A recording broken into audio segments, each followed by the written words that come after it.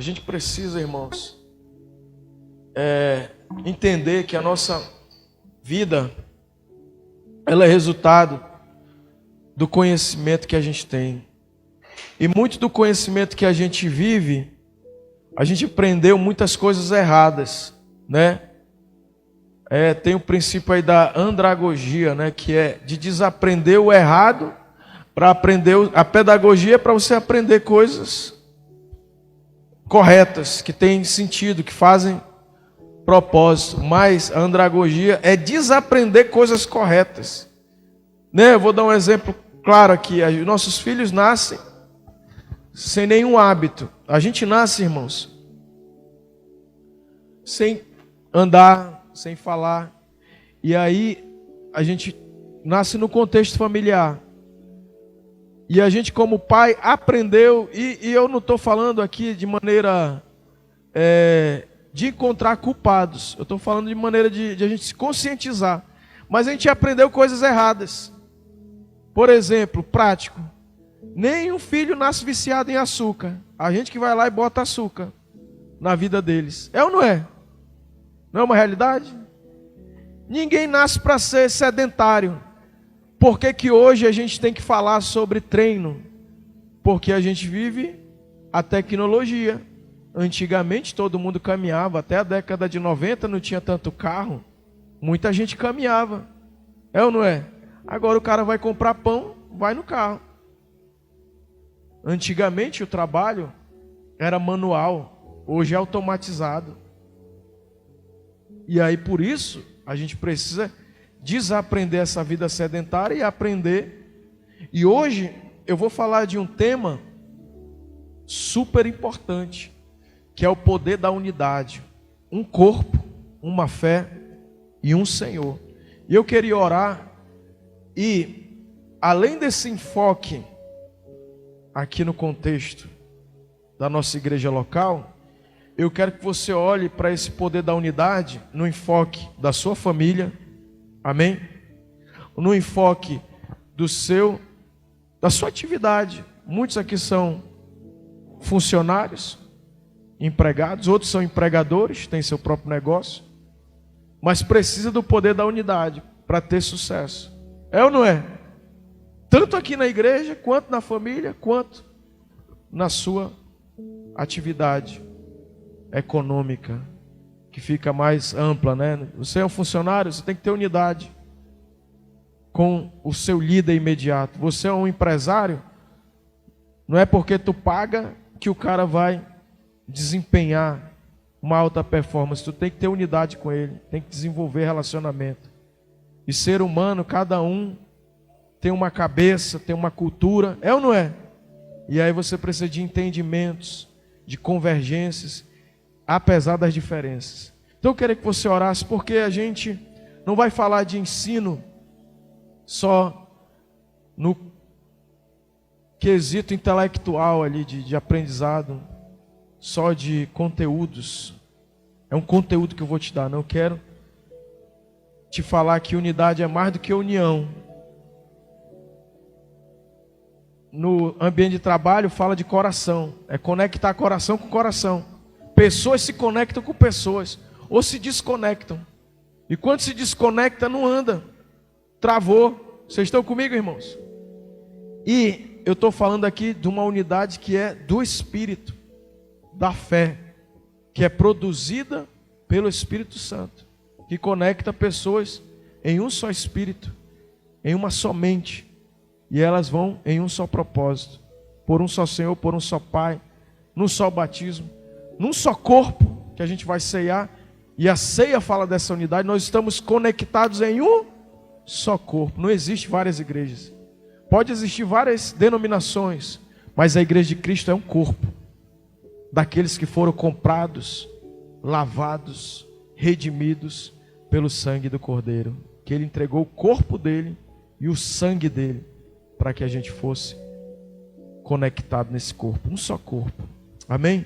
Pai, nós pedimos que hoje, mais uma vez, Senhor, o Senhor venha nos inspirar, o Senhor venha nos transformar pela renovação da nossa mente, que a Tua palavra venha ser, Deus, não apenas uma teoria, não apenas uma aula, Deus, de cunho intelectual, mas que venha ser espírito e vida, que venha a tua unção profética, trazendo revelação, trazendo discernimento, trazendo entendimento, trazendo, Senhor, sabedoria do alto, Senhor. Tua palavra diz: se alguém tem falta de sabedoria, peça a Deus, que a todos dá liberalmente. Peça, porém, com fé, em nada duvidando, porque aquele que duvida é semelhante à onda do mar, é inconstante em todos os seus caminhos, e ele não receberá do Senhor.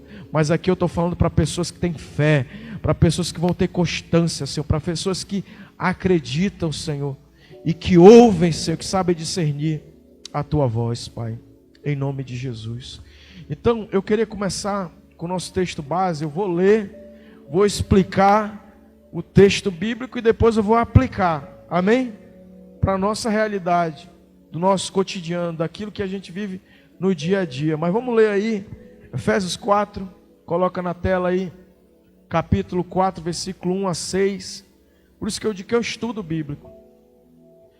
Paulo está descrevendo aí: rogo-vos, pois eu, prisioneiro no Senhor, que andeis de modo digno da vocação a qual fostes chamados. Irmãos, Paulo está dizendo assim, ó: eu sou prisioneiro pelo amor de Cristo que me constrange. Ele não está falando no sentido de prisioneiro como um perseguido por professar sua fé no nome de Jesus, mas ele está falando de ser prisioneiro de uma vocação. E olha aqui para mim, essa vocação, ela é da soberania de Deus. Deus deu uma vocação para mim e para você, debaixo da soberania dele. Eu vou viver a soberania de Deus na minha vida. Quantos estão entendendo, irmãos? Paulo diz: eu sou prisioneiro de Cristo. Não é uma obrigação estar aqui, ninguém está botando arma na minha cabeça, mas eu sou prisioneiro de Cristo, irmão. Eu tenho que estar aqui, por uma soberana vocação de Deus. Amém? Quantos estão entendendo? Eu já expliquei, já apliquei. Deus tem pessoas aqui que Deus quer levantar, mas Deus não vai levantar pessoas que não têm maturidade de assumir responsabilidade. Uma hora quer, outra hora não quer. Uma hora estou, outra hora não estou. Não é pastor que levanta ninguém, irmãos. É Deus que levanta. Mas Deus é coerente. Deus não levanta menino. Deus levanta pessoas que assumem responsabilidade. Quantos estão entendendo, irmãos? Quantos querem ocupar posições de destaque na sociedade? Você está disposto a ocupar posições de destaque social? Isso não é o importante. O importante é se você está disposto a assumir grandes compromissos, grandes responsabilidades. Você está disposto a ter uma agenda, a seguir uma rotina. Toda pessoa de sucesso, irmãos, ela não vive a vida à toa, ela tem uma rotina. O meu sucesso e o meu fracasso, e Paulo está dizendo: tu tem que viver a tua vocação de maneira digna, condizente com aquilo que tu te propôs. Criança que você tem que estar ali, vistoriando ela, porque ela é criança. Mas pessoa que vive de maneira digna, ela vive de maneira condizente, ela não vive de qualquer forma, ela não anda em qualquer lugar. Deus vai te dar uma dignidade na tua vida, amém? Você não vai viver em qualquer lugar, perdendo tempo, conversando abobrinha. Pastor, por que eu não prospero? Porque tu fica conversando com gente que não tem futuro. Ou tu vai lá para trazer bênção e ministrar mudança, ou tu sai fora, irmão. Mas viva de maneira digna da vossa vocação. É isso que Paulo está dizendo.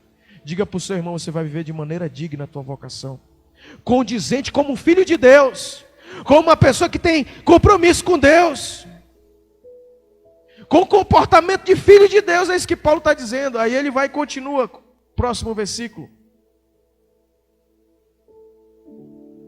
Ah, queridos, olha aí, esse texto a Bíblia é isso, irmãos. Vira e mexe, eu estou no mesmo ponto. Vira e mexe, estou no mesmo tópico. Como que eu vivo de maneira digna, pastor? Com toda humildade e longanimidade, suportando-vos uns aos outros. Diga, unidade. Tem que suportar, irmão. Na tua casa, tu tem que suportar aquele ser humaninho. Tem ou não tem? Ou só tem gente que a gente gosta, que a gente ama na nossa casa? Papo furado. Não tem. Tem uns abençoados lá que a gente suporta. Na nossa vida social, a gente tem que lidar, irmão. Tu vai ter que conviver com aquela criatura de Deus ali, que dá vontade de tu dar os coros nela, é ou não é? Tu vai ter que suportar. Eu não vivo com fulano, eu não ando com fulano. Então, mano, tu é menino, tu não está preparado para ser uma pessoa de sucesso. Amém? Com toda humildade, mansidão, benignidade. Isso tudo é caráter de Jesus, não é o meu caráter, não é o caráter do Agno. O caráter do Agno, irmão, Deus me livre. Se for o caráter do Agno, mas se for eu pegar o caráter de Cristo, eu consigo sair. Com Cristo governando as minhas emoções, meus sentimentos. Amém? Eu vou ler e vou correr aqui alguns tópicos que eu vou destacar. Versículo 3. Versículo 3. Esforçando-vos diligentemente, diga, esforçando. Diligentemente por preservar a unidade. Unidade de quê? Do Espírito. No vínculo do coro, da confusão, no vínculo da paz. Tem dois seres humanos na terra. Tem os agentes de Satanás, que eles são os promotores da confusão, da briga, da divisão. E tem os agentes de Deus, que são os promotores da paz, da conciliação, no vínculo da paz. Meu irmão, pacifica. Vocês serão chamados filhos de Deus se vocês forem o quê? Pacificadores. E aí, a gente olha e a gente vê um mundo em guerra. E a gente vê um Brasil dividido, de intolerância, de ninguém se entende com ninguém. E aí ele diz, o vínculo, perseverando a unidade. Meu irmão, vamos perseverar aqui, se esforçar diligentemente, vamos trabalhar, meu amigo, para construir unidade. Tu pensa que tu vai casar e a tua família vai ficar unida, tu tem que se esforçar, trabalhar para manter a tua família em unidade. E aí, ele continua, vai, versículo 4. Há somente um corpo e um espírito. Depois eu vou pontuar. Como também fostes chamados numa só esperança da vossa vocação. Sempre Paulo vai estar enfatizando a vocação. Você e eu não estamos aqui, irmãos, só para sentar nesse banco. Deus não me trouxe aqui, não trouxe você aqui para ficar sentado aqui nesse banco. Não é nem banco, não é uma cadeira. Mas para desenvolver e desempenhar uma vocação. Quantos querem desempenhar essa vocação? Amém? E aí ele continua. Há um só Senhor, uma só fé e um só, digo uma só fé, digo unidade de fé, gera poder de conquista. Se eu acreditar, se a tua família tiver fé, nós vamos conseguir esse ano listar os desafios que vocês querem almejar. E essa família estiver unida em fé, meu irmão, acabou, aconteceu, já é. Amém? Agora, se tiver na incredulidade, um crê, outro não crê. E eu não estou falando para você se vitimizar, amém? Para você ficar com a moleta, eu não conquisto porque meu cônjuge não crê. Não estou falando isso. Tenta envolver, trabalha, se esforça pela unidade. Mas se aquele teu amigo de trabalho ele não quer crescer, deixa ele lá, faz o teu trabalho. Amém? Mas se há uma unidade, há uma ampliação, diga, uma conquista individual, ela é limitada. Mas uma conquista em equipe, ela é ilimitada. Não tem limites. Coisas pequenas você faz sozinho, mas coisas grandes você só faz com parceiros. Diga para o seu irmão: você vai ser meu parceiro de fé, irmão. Você vai ser meu parceiro de fé nesse ano. Você vai ser meu parceiro no ministério, no grupo ministerial. Você vai ser meu parceiro no grupo de conexão na igreja no lar. Amém, queridos? Você vai ser meu parceiro de fé. E aí, um só batismo. Versículo 6, para encerrar a leitura. Um só Deus e Pai de todos, o qual é sobre todos e age por meio de todos e está em todos. Irmãos, isso é maravilhoso. Então, eu vou hoje caminhar um pouco explicando nesse contexto que a gente leu. Primeiro, nós vivemos em tempos onde a individualidade tem tomado o lugar da comunhão. Irmãos, esses dias aí, a minha sogra mostrou aqueles vídeos da década de 80, de 90, né? Quem é da década de 80 aqui? De 90, né? Eu sou da década de 90 ali, ainda peguei, onde havia unidade, onde havia vizinhança, onde havia brincar na rua, é ou não é? Hoje, meu amigo, está todo mundo individualizado, fechado, com medo. A violência escalou de um nível que a gente não consegue mais confiar em ninguém, é ou não é? E a gente vive esses tempos onde a comunhão, a gente vive no tempo do individualismo, mas Deus está nos chamando para a gente viver algo maior, para a gente superar o individualismo e a igreja, irmãos. Vivermos como um só corpo, com uma só fé e sob um só Senhor. É o que Efésios está falando aí. Um só corpo, uma só fé e um só Senhor. Um só corpo no sentido aqui da igreja local, os grupos ministeriais. É um só corpo, irmãos. Não é o meu grupo, não, eu sou aqui do Ministério de Louvor, não. Todo mundo louva a Deus aqui. Se só o Ministério de Louvor louvar aqui, não tem graça. Tem ou tem, irmão? Quando o Ministério de Louvor está louvando aqui, eu estou no Ministério de Louvor. Tá ou não tá, irmãos? Quando sobe o Ministério de Oração, é só a Cristina, não é? Somos intercessores. Eu estou aqui e eu queria ampliar o Ministério de Louvor. O Ministério de Louvor não está ensaiando aqui. O ensaio é adoração.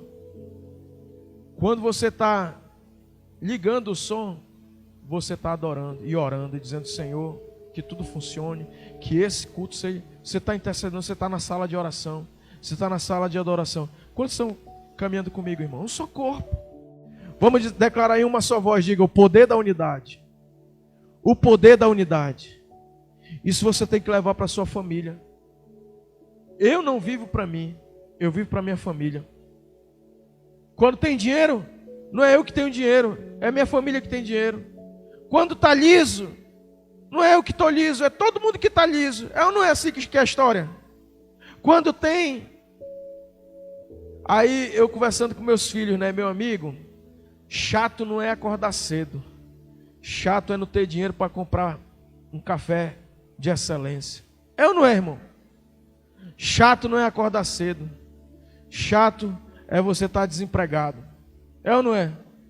Chato não é você ter que trabalhar. Chato é você não ter dinheiro para ir num restaurante legal. A gente tem que escolher o que é legal e o que não é. Meu irmão, eu vou fazer acontecer, eu vou para cima. Chato não é, poxa, todo ano eu tenho que fazer essa atividade para mim ser remunerado ou para mim ser recompensado. Eu sou empreendedor. Mais um ano eu tenho que fazer tantos clientes, eu tenho que entregar tantas entregas para clientes. Isso não é chato, irmão. Chato é você não poder fazer uma viagem na vida. Passa mais um ano e não viaja. Então, se a gente começa a ter uma só fé, não, cara, a gente é possível a gente melhorar a nossa vida. Estou falando de família. Como igreja, eu volto agora para a igreja local. Irmãos, chato não é vir para o culto, é a coisa mais maravilhosa do mundo. A gente recebe vida, é ou não é? E a gente tem 50 membros. E a gente vai atrás da 100ª ovelha. Você está aqui dentro. Quantos já estão aqui? São ovelha achada, não são ovelha perdida. Diga, eu sou uma ovelha achada. Eu não sou. E a Bíblia diz que Deus, Ele não está alegre pelas 99 achadas, mas Ele fica contente quando a perdida é achada. Diga, eu vou atrás da ovelha perdida. Às vezes a ovelha perdida é um familiar meu, não no sentido, irmão, pejorativo, mas que eu tenho que botar dentro do aprisco, dentro de um só corpo, amém? E aí, cara, a gente vai fazer o projeto Eu Sou 100. Você vai trazer um. Pastor, como que a igreja está chato, ninguém cresce? Não cresce porque você não traz um. Se você tiver uma fé e ser um só corpo, eu vou trazer mais um. 2025, pastor, mudou a meta? Não. É só um. Vou trazer uma pessoa para a IEV. A gente vai estar com 100, irmãos. E a gente vai ter um crescimento exponencial. De 50 para 100. 100% de crescimento. Mas eu preciso ser um só corpo e uma só fé. Eu preciso estar no GC, irmão. Ah, pastor, agora eu tenho que largar meu emprego, ser um ministro de tempo integral. Não, você precisa só focar. Eu vou trazer alguém da minha família para a igreja. E vai ser essa pessoa. Não vou ser aquele crente chato, crítico. Não é que eu sou melhor do que ninguém. Quantos estão comigo? Mas que eu quero ver ela vivendo a vida que eu estou vivendo, a vida de bênção, de abundância, de crescimento, de viver uma vida melhor. Eu não estou chamando para uma religião, eu estou chamando para um relacionamento com Jesus. Eu não salvo ninguém, irmão. Ei, olha aqui para mim, não se confia em mim. Desde o início eu falei aqui, eu não sou pastor dessa igreja. Pastor dessa igreja é Jesus, é o Espírito Santo. Eu sou um servo dos irmãos, eu venho aqui, eu estou hoje dando o pão da palavra para você. Diga, nós somos os pastores de uma geração. Jesus olhou e ele disse, ei, chorou. E ele teve compaixão, ele chorou. Ele disse, está vendo aqui essa cidade? Ela está como ovelha perdida. Manaus está como ovelhas perdidas. Por quê? Porque falta pessoas que possam cuidar de alguém. Dar direção, alimentar. Estudo bíblico aí. Irmão, olha aqui para mim. Eu estou te dando uma ferramenta que para mim fazer um sermão e para mim ter a habilidade que eu tenho hoje de pregação, eu tive que estudar. Eu até os 12 anos, eu nunca tinha lido um livro. Eu li aqueles, eu já falei isso aqui, mas eu tenho que repetir, porque as pessoas olham, pô, esse cara fala com uma maestria, com uma eloquência, o cara tem uma retórica boa, o cara tem uma homilete, o cara tem uma exegese. Até os 12 anos eu nunca li um livro. Li um livro lá de mitologia grega, que não era um livro, era uma finurinha assim, mais imagem. Quando eu me converti com 16 anos, eu fui ler meu primeiro livro. Fui lá com o pastor Xavier. Titio sempre teve uma biblioteca muito rica. Tinha muita neurolinguística. Quando eu vi o titio cheio de livro cristão, peguei A Grande Agonia do Planeta Terra. Logo que a gente se converte, a gente é fascinado por fim dos tempos, né? O cara quer saber quando vai acabar o mundo, que o cara fica naquela. Li A Grande Agonia do Planeta Terra. Li um livro, primeiro livro que eu li. Sabe o que eu entendi, irmãos? Nada. Não sabia ler. Entendi nada. Vou estudar a Bíblia. Peguei a Bíblia do Tiesco ou da Mima, não lembro de qual dos dois. Sabe aquela Bíblia de criança que é só figura? Que tudo é resumido? Linguagem infantil? Primeira vez que eu li a Bíblia, Érica. Entendi a Bíblia. Ó. Fez sentido a Bíblia. Comprei minha primeira Bíblia. Titio dava a Bíblia para todo mundo. Titio comprava 5, 10 Bíblias. Quando ele ia fazer as reuniões lá na sala da vovó, depois passou lá para o pátio da casa do Tifosion. E aí depois veio para essa caixinha de fósforo aqui, que era do seu Edmilson. Titio fazia as reuniões, ele comprava 10, 5 Bíblias, ele presenteava todo mundo. Ele não me deu Bíblia, não sei nem por que ele não me deu, mas porque Deus já queria ver um sinal meu. Eu fui lá e comprei minha primeira Bíblia, R$7, eu lembro até hoje. Está enterrada lá no altar de uma igreja que é lá na minha casa, que está alugada para uma pastora, lá para um pastor. Por que eu estou te falando isso? Depois fui fazer seminário no Ibadã, depois fui fazer Fatebov, depois fui fazer escola na Jocum, depois fui fazer faculdade metropolitana de Manaus de teologia. Tenho 2 certificados, um de bacharel em teologia e um de conclusão em bacharelado em teologia. E eu estou colocando aí para ti um estudo bíblico que não precisa de nada disso. vai estar lá simplificado. Estudo bíblico para discipulado e para grupo de conexão. Deixa eu te falar a importância da ferramenta. Ferramenta, irmão, muda tudo. Eu estou com um tablet aqui. Antes eu tinha que ter uma biblioteca, gastar dinheiro. Hoje eu tenho dentro desse tablet mais de 20 bíblias. Eu tenho aqui mais de 10 incontáveis comentários bíblicos expositivos. Eu tenho aqui dicionários do grego, do hebraico, para fazer a exegese de muitos termos bíblicos aqui do original. Está aqui uma ferramenta. Eu tenho aqui 100 números de livros digitais. E eu estou te dando aí um estudo simplificado para você ler e passar para alguém. Estudo bíblico. Daqui a pouco, terminou o culto, eu vou colocar lá no grupo. Para você revisar essa pregação, o resumo dela, e você compartilhar com uma pessoa ou com um grupo de conexão. Amém? A importância da ferramenta. Olha aqui para mim. Vamos dizer que isso aqui está como nasceu, esse bairro, né? Eu falei para a Esté e para o Davi, né? A gente foi lá ali a zona metropolitana, a gente conheceu nessas minhas férias. Bora conhecer a zona metropolitana. E foi em grande parte. E eu digo, aqui a balsa, a gente pegava lá no São Raimundo e descia aqui no Cacau Pereira. Hoje tem a ponte. E em alguns minutos, a gente passava ali, final de semana era perdido ali na fila de carro. Quantos lembram, irmãos? Ferramenta errada. Ficava na fila. Depois pagava para ir a balsa bem devagarzinho, até ir lá para o outro lado. Depois, meu amigo, mais o engarrafamento lá do outro lado. E agora tu pega a ponte, ferramenta. Diga, facilita. Muda a ferramenta, facilita.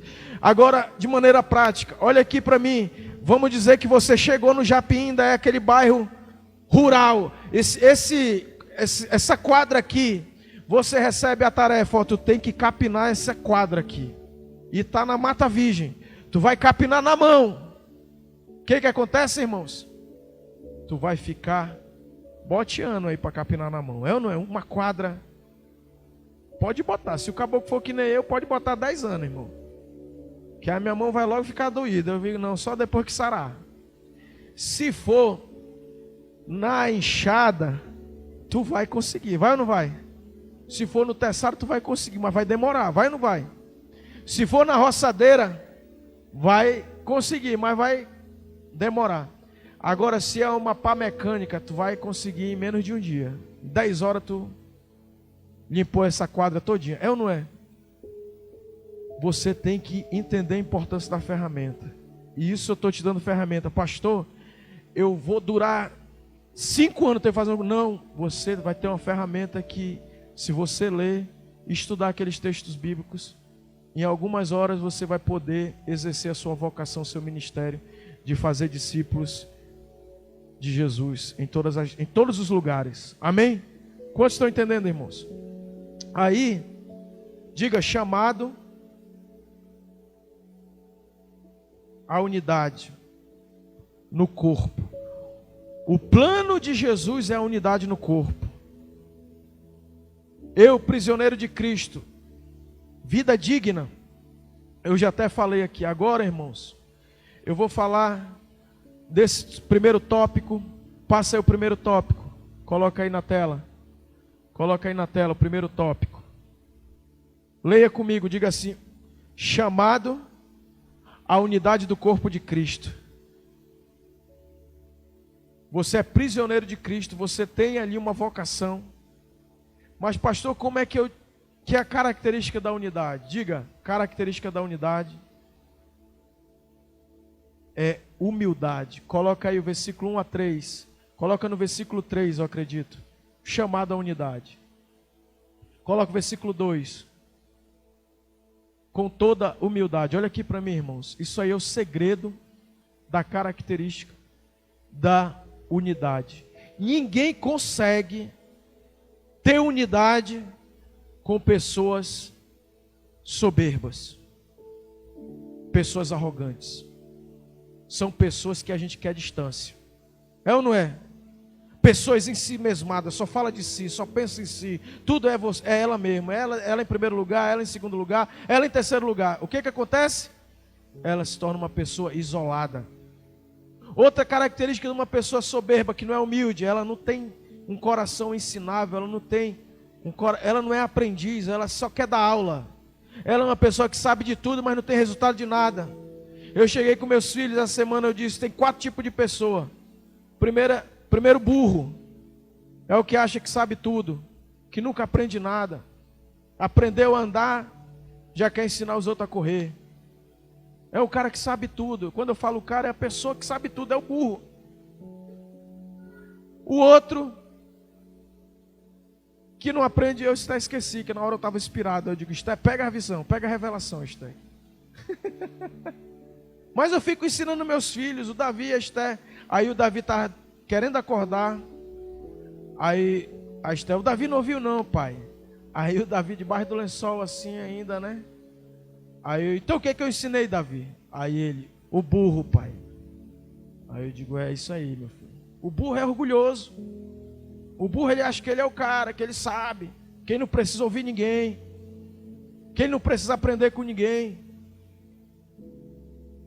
E aí tem gente dando cabeçada na vida porque é burro, é soberbo, é cheio de si, tem um conceito exagerado de si mesmo.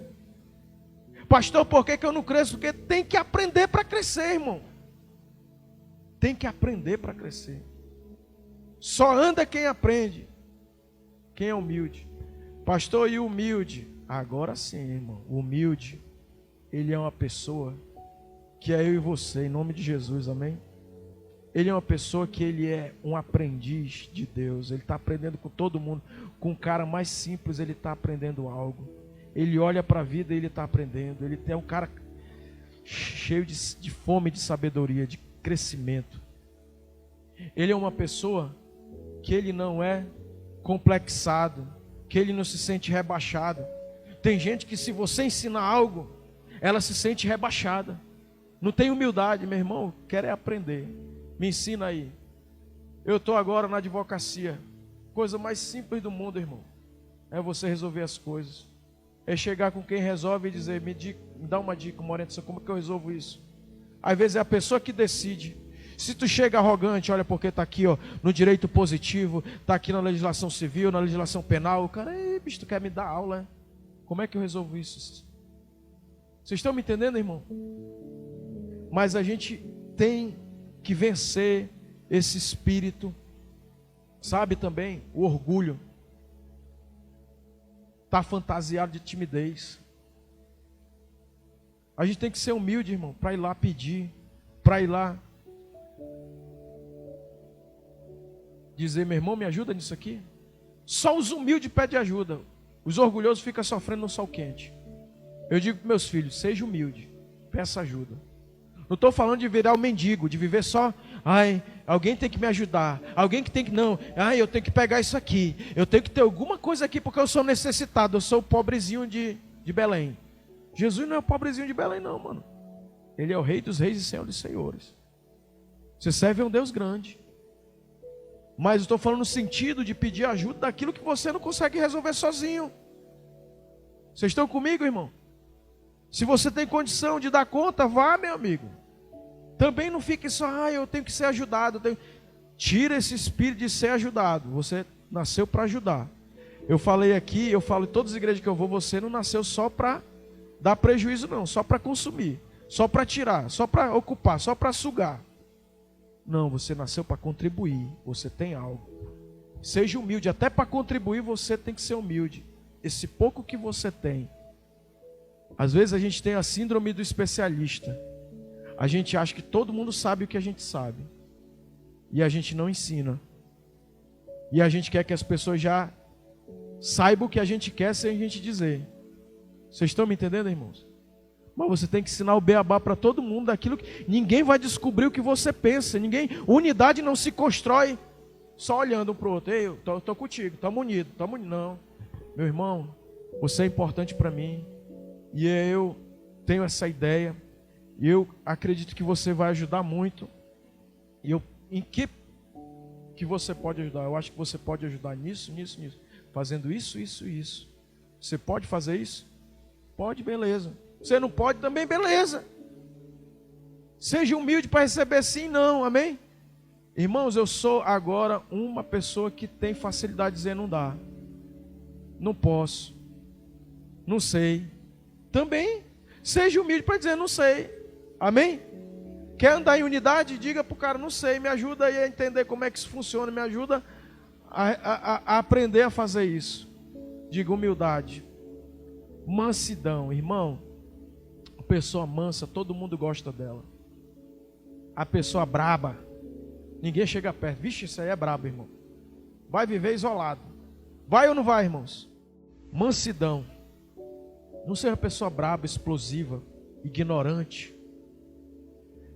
Pondere as palavras, pense antes de responder. Calcule as palavras. Não é medo, não é ter medo das pessoas não, mas tenta ser uma pessoa mais doce, uma pessoa mais leve. Amém? Não estou dizendo que você vai ser uma pessoa refém dos outros. Não, querida, eu queria muito poder te ajudar, mas eu não posso. Até se justifique. Não posso por isso, por isso. Dá uma justificativa básica. Não fica também ali, ai, porque as mas seja uma pessoa mansa. Porque ignorante, irmão, vai sofrer a ignorância. Sou brabo, eu sou brabo, mano, comigo é na lata. Então, é abestado, não é um brabo não, vai ficar sozinho. Paciência, irmão, é o segredo da vida vitoriosa. Tem que ter paciência, na vida nada é estalar de dedo. Tudo é processo. E quem não respeita o processo, não senta na sala de espera da vida, se arrebenta. Às vezes tu está ali para chegar a tua vez. Eu estou falando da fila da vida. Está chegando a tua vez. Deus diz, agora vai chegar a hora dele. Ele se levanta impaciente, vamos embora, não quero mais não. Quantos já viram isso na fila de algum atendimento? O cara fica brabo, perde a paciência, briga, se irrita. Estava chegando a vez dele, perdeu a paciência. E aí se lascou. Seja paciente. Cara, que hora vai ser a minha vez? Quanto tempo falta aí? Quantas pessoas tem na minha frente? Me ajuda aí se puder adiantar. Com paciência você resolve tudo, sem brigar. Amém? Num tom diferente. E unidade, irmãos, é através de amor. E amor não é sentimento, amor é decisão. Amor é cuidar. Você e eu somos enganados por um sistema que amor é sentimento. Amor não, amor é cuidado. Amor é sacrifício. Amor é tolerância. Amor é não buscar o próprio interesse. E aí eu vou te dizer algo. Amor é tratar bem. Não estou dizendo que você vai ficar ali, agora eu tenho que amar e tenho que ser escravo dessa pessoa, não. Mas você vai tratar o melhor que pode. Porque tem gente, irmão, que só a misericórdia de Deus. Me dá graça, Senhor. Tu quer comer, animal? Que o cabo é tão, a pessoa é tão difícil, que o cara está querendo fazer o bem, a pessoa não quer. Dá vontade de dizer assim, animal, tu quer comer? O animal é a pessoa. Tu está querendo cuidar, ela está com raiva de ti, está te tratando mal. Aí tu vai ter que, com amor, dizer, tá aqui, ó, preparei isso para você. Ela ainda vai falar mal, mas não busca o interesse, ela quer ver a pessoa bem. Amém? E aí, aplicação eu encerro por aqui. Em casa, com meus pais, né, os filhos aí. Como é que eu trato meus pais? Com mansidão, com humildade. Eu digo para os meus filhos, eu sou o professor de vocês. Vocês aprenderem, vocês vão arrebentar, porque vocês não vão ter que percorrer o longo caminho que eu percorri para melhorar a minha vida, para mudar a minha vida. Vocês já não vão, enquanto eu tive que fazer uma trilha longa, sofrer, vocês vão sofrer menos, encurtar a trilha de vocês. Eu estou falando agora com os pais. Tu está ensinando teu pai, tu é o coach do teu filho? Tudo muda, né? Daqui a pouco vão virar, vai. Já está desgastado. Fala coach, eu já vi muito com termo pejorativo. Quando surgiu, né? É um treinador. Coach é treinador. Está treinando teu filho para a vida? Tu é o instrutor do teu filho? Instrui a criança no caminho que deve andar. Fala com ele. Conversa com esse ser humaninho. Começa desde pequenininho, que depois que 10 anos, 12 anos, ele já quer dar aula para o pai já. Aprendeu a ler e escrever, ele já fica gaiado. Aí tu já tem que dizer, meu amigo. Então resolve tu lá, vai lá. Quando ele fica muito gaiato, eu digo, resolva essa bronca aí. Que tu já é o cara, resolve lá. Aí ele, não, tu já é o cara, resolve lá. Tá entendendo?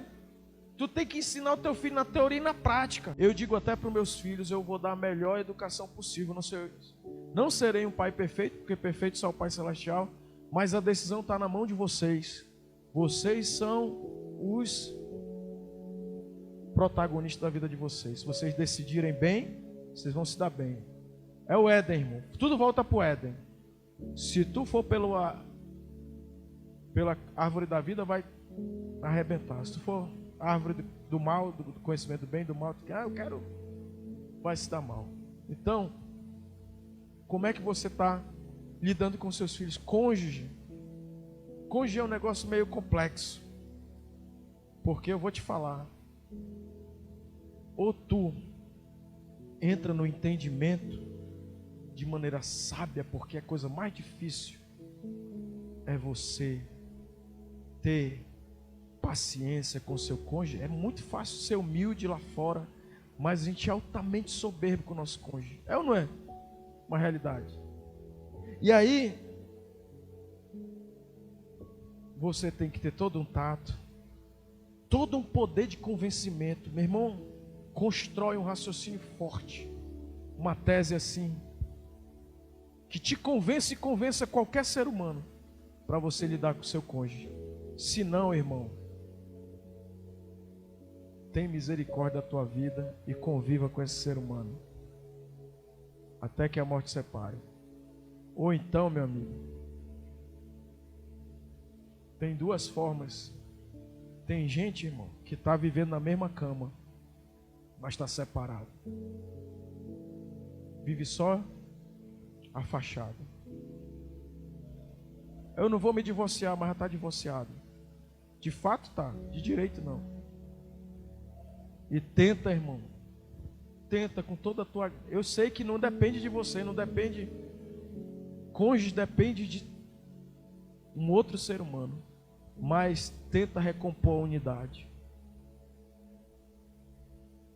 A gente é totalmente, absurdamente contra o divórcio. Mas pessoas divorciadas, de fato, que não se entende, que não consegue, isso não é casamento. Isso é tribulação. E casamento não é tribulação, casamento é felicidade, é conciliação, amém? E por isso que às vezes é bom você vir para a igreja, porque tem coisas que tu fala, teu cônjuge não vai ouvir.